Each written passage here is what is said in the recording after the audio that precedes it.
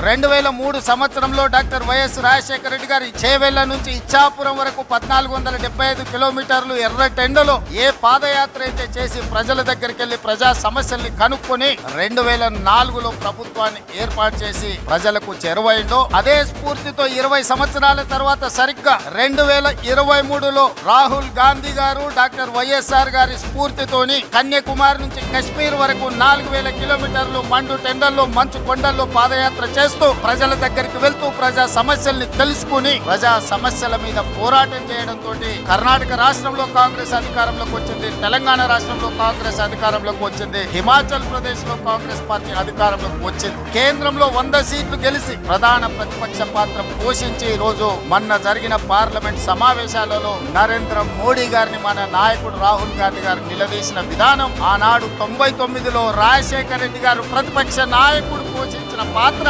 ఈనాడు రాహుల్ గాంధీ గారు పోషిస్తున్న పాత్రను మనం పోల్చి చూసుకోవచ్చు.